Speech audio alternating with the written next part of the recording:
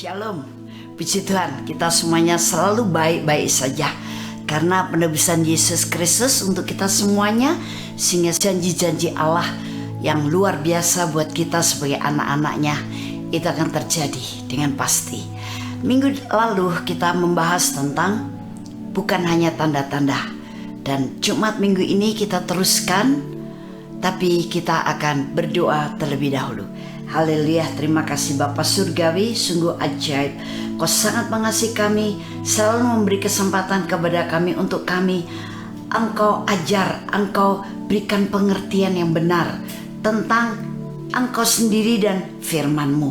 Kami bersyukur dan kami akan taruh setiap hal yang saat ini akan menghalangi kami untuk mendengarkan dan mempelajari serta memahami firman Allah.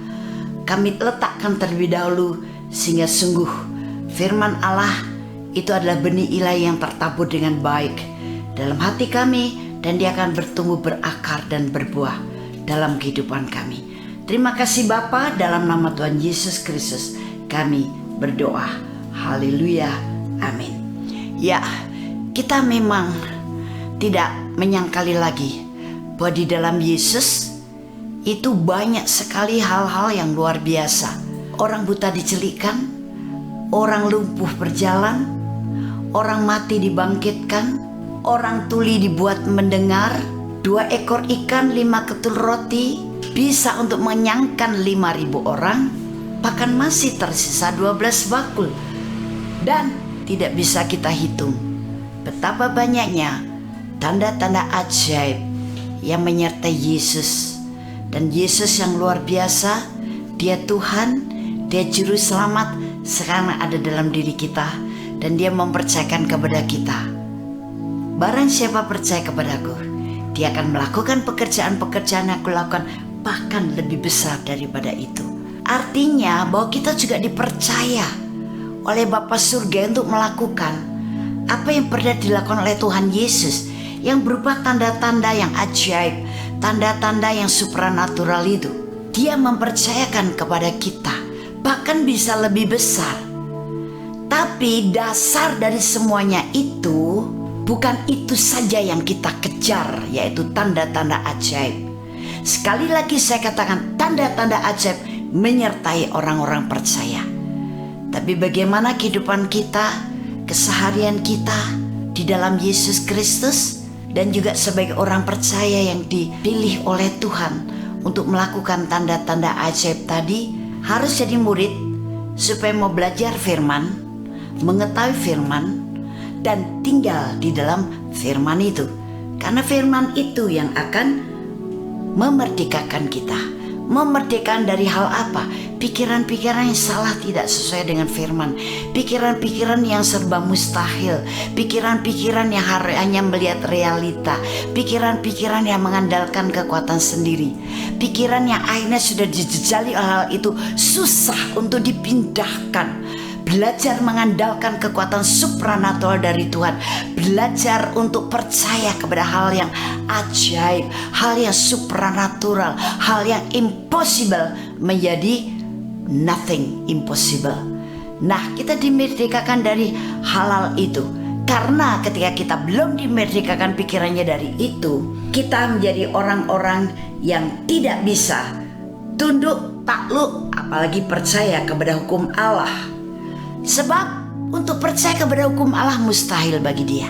Nah, itu sebabnya kita sebagai murid-murid Yesus, kita harus mau untuk mengganti cara berpikir kita, sikap hati kita terhadap firman Allah. Dalam Roma 8 ayat yang ke-7, sebab keinginan daging adalah perseteruan terhadap Allah, karena ia tidak takluk kepada hukum Allah. Hal ini memang tidak mungkin baginya. Nah, kalau pikiran kita belum dimerdekakan karena kita tidak mau tinggal dalam firman, hidup dalam firman, maka pikiran kita tuh mengendalikan nafsu kedagingan kita. Sehingga itu yang disebut keinginan daging. Jangan keinginan daging perseteruan atau berlawanan atau versus atau sangat berbeda dengan keinginan roh. Itu sebabnya disebut berseteru.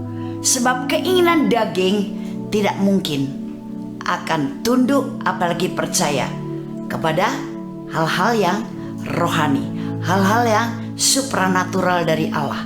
Mungkin di antara orang Kristen kalau melihat ada bilang orang sakti bisa melakukan mujizat seperti ini, malah percaya. Tapi ketika anak Allah yang melakukannya, kita hamba Tuhan dalam Yesus Kristus karena dia diurapi dan tinggal dalam firman-Nya, dia melakukannya, kita malah mencibir. Kita malah memberikan komentar, apa iya sih? Itu pura-pura. Apa benar sih orang itu betul-betul sembuh didoakan oleh hamba Tuhan ini? Apa betul-betul sih mujizat kayak begitu bisa terjadi dilakukan sama dia? Begitu banyak komentar yang negatif yang mengartikan bahwa orang Kristen ini malah tidak percaya kalau sesama anak Allah, sesama hamba Tuhan melakukan hal yang supranatural, melakukan hal mujizat-mujizat yang tidak masuk di akal. Nanti dibilang bohong, nanti dibilang tidak sesuai firman, nanti dibilang itu kan dulu zaman murid-murid Yesus yang pertama kali. Nanti dibilang cari sensasi.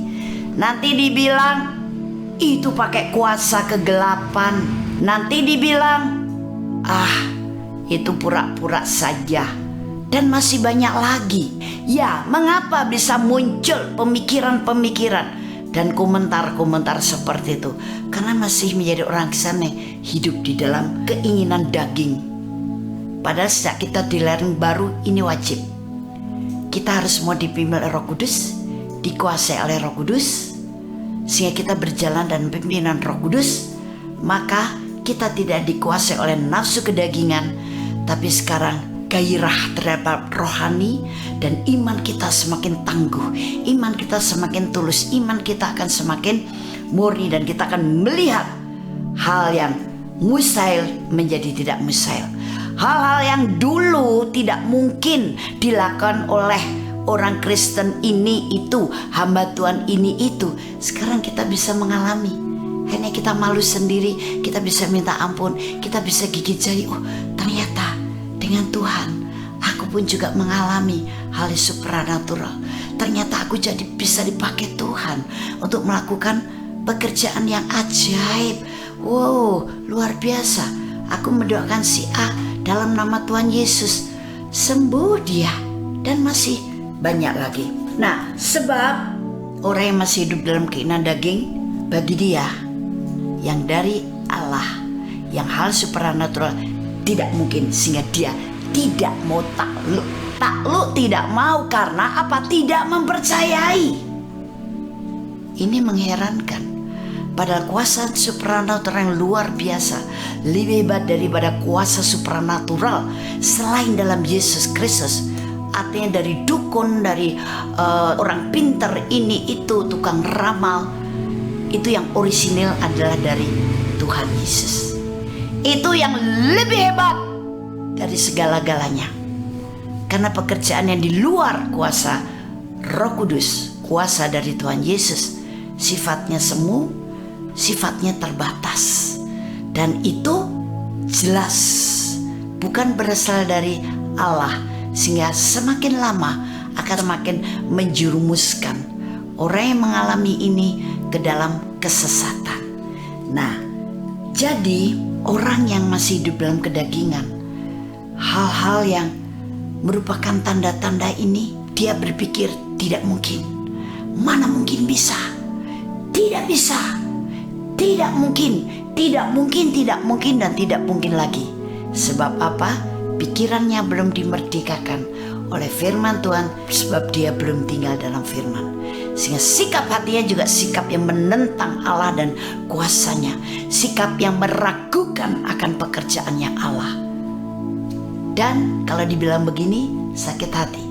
Tapi ketahuilah, Sebetulnya dari dahulu ketika Yesus sudah hadir ke dunia, bahkan Allah Bapa sendiri sebelum semuanya ada, Dia telah menjadikannya apa yang tidak ada menjadi ada sampai selama-lamanya. Karena Dia adalah Alfa dan Omega, hal yang seperti itu akan terus berlangsung. Dan sesudah Yesus hadir, dinampakkan dengan jelas, dinyatakan, diotoritaskan, dibuktikan melalui Yesus Kristus. Bukankah kita mengaku Yesus adalah Tuhan? Tuhan di atas segala Tuhan.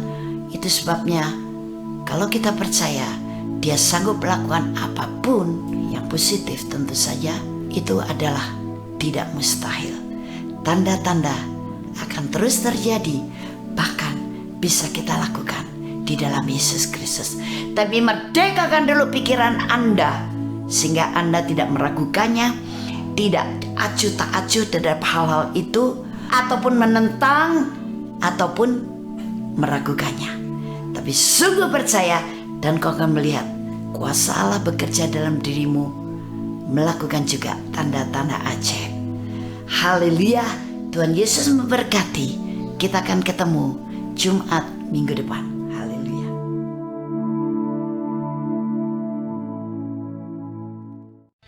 Shalom. Terima kasih Anda telah menyaksikan seri kebenaran firman Tuhan yang akan selalu kami unggah setiap minggunya di channel Hope SCC TV.